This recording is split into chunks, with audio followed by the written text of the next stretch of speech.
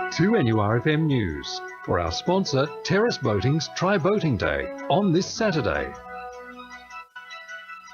It's 8:30. Good morning, I'm Belinda De Lasheras with Hunter News. A report will be prepared for the coroner following confirmation a 49-year-old woman has died in this morning's fatal crash between a truck and car on the M1 at Killingworth.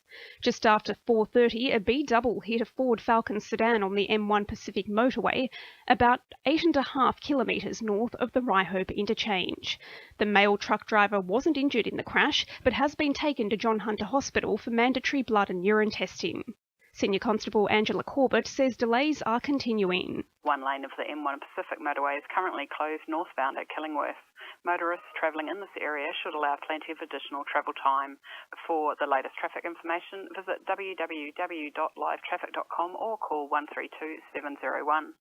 Another Hunter priest has been named and shamed as a child predator. Anglican Reverend Michael Cooper, the latest to join the diocese's notorious list. Parishioners at Rutherford, East Maitland and Cessnock have heard he allegedly lured children with drugs and alcohol before sexually abusing them as part of a double life over several decades. Newcastle Bishop Greg Thompson's warned it won't be the last startling revelation, with a number of statements on clergy abuse to be made in the coming months. A report from the EPA has found particle pollution associated with Hunter trains is more likely caused by dust on the tracks being stirred up than the type of locomotive passing by. Original reports found no difference in levels measured from both causes, but a recent re-examination of the data revealed a significant variation. The report represents the final stage of a 3-year study into the impact of coal trains on air quality in the Hunter. Police are urging parents to discuss the Safe People, Safe Places message with their children following the approach of a boy in Merewether yesterday. The 12-year-old was chased along Llewellyn Street before stopping at a bus stop where other people were waiting. Senior Constable Lauren Marr says the man continued to watch the boy. The man crossed the road and watched the boy for a few minutes before leaving the area. This man's been described as being of Caucasian in appearance, aged in his 60s, with a red and white striped shirt and light-coloured shorts. Anyone with information is urged to come forward via Crime Stoppers on 1800 333 000. The Australian Manufacturing Workers Union is calling on the state government to commit to building light rail stock in the Hunter following the passage of legislation authorising the removal of Newcastle's heavy rail line.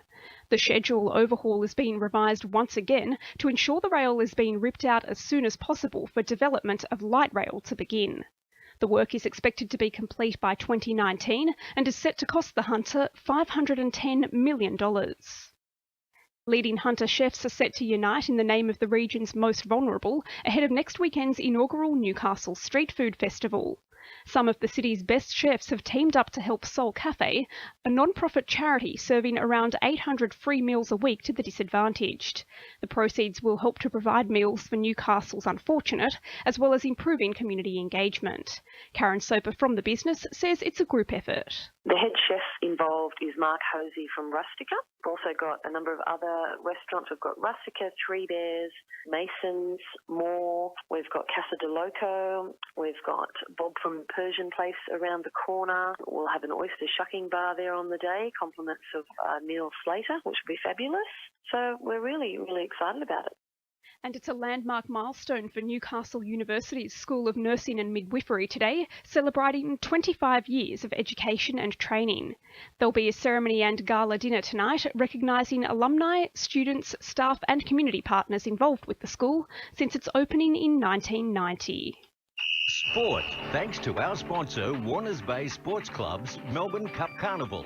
The Jet Serbian striker Milos Trifanovic will line up against fellow countrymen Milos Dimitrovic and Milos Nikovic in tomorrow night's clash with Sydney FC. Trifanovic and Dimitrovic played together back at Red Star Belgrade in 2011. Bragging rights between all the Miloses will be on the line, as well as 3 competition points when play kicks off tomorrow night at 5:15. Former Hunters junior Ben Simmons has been at the centre of plenty of pre-season hype as Louisiana State University prepares for the upcoming college basketball season. Simmons was a key factor in the Tigers' 22-11 2015 season, leading to plenty of scouts approaching the 19-year-old at training. Some scouts have even indicated he is a possibility for the number 1 overall pick in the NBA draft. And Knights 5'8" Jared Mullen says he's willing to relinquish the key playmaker role when New South Wales halfback Trent Hodkinson puts on the red and blue next season. Mullen directed traffic outside of former Knights half Tyrone Roberts, but is happy to let the incoming Hodkinson take over the reins. That's sport. I'm Jonathan Mumson. 2NURFM news time is 25 to 9.